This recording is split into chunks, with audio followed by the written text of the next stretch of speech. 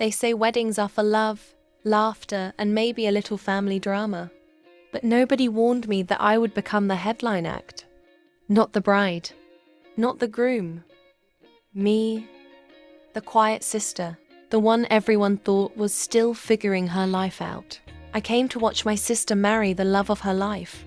I didn't expect someone from my past to crash the celebration. And I definitely didn't expect him to kneel in front of me with a ring. That night, the wedding stopped being about happily ever after. It became the day my life flipped upside down. Hey dreamers, welcome back to Blessing's Storyverse, where we don't just tell stories, we live them. Today's tale is full of mystery, love twists, so grab your popcorn and let's dive into another episode.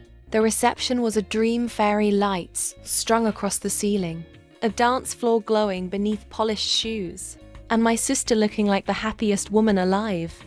She floated in her white gown, her husband by her side, both radiant and completely in love. I sipped champagne quietly, laughing when the DJ called out couples to dance. I was fine blending in. Weddings weren't exactly my comfort zone, too many people asking, "So when will it be your turn?" Then the doors opened. Ethan. My pulse stopped. He wasn't just any guest. He was my sister's ex.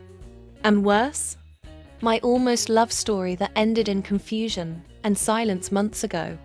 He wore a sharp suit, his hair slightly undone like he'd rushed here. People noticed him immediately, whispers racing around the hall. "What's he doing here?" My cousin hissed beside me. I couldn't answer.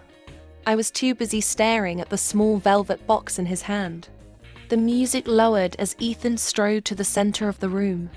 He cleared his throat, his eyes scanning the crowd before locking directly onto mine. "I can't keep this to myself anymore," he announced. His voice rang louder than the DJ's speakers. Heads swiveled. Even the bride froze mid-laugh. My heart hammered. No. He wouldn't. But then Ethan sank to one knee. Right there. On the dance floor.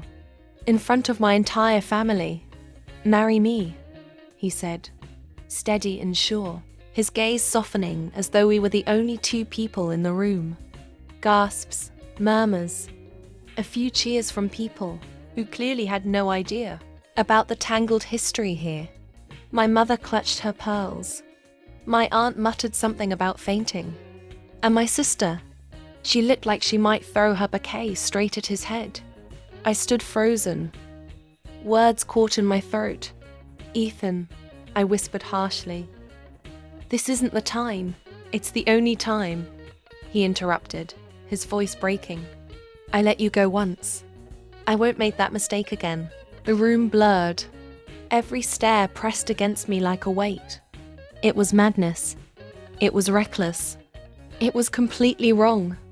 And yet, his words cracked through my defenses, through the confusion, through the chaos. There was still that pull between us I could never explain. The silence stretched. People leaned forward, waiting for the scandal of the century. And then, against every ounce of logic screaming at me, "Yes," I breathed. Cheers erupted. Some clapped. Others gawked in disbelief. Cameras flashed, immortalizing the chaos.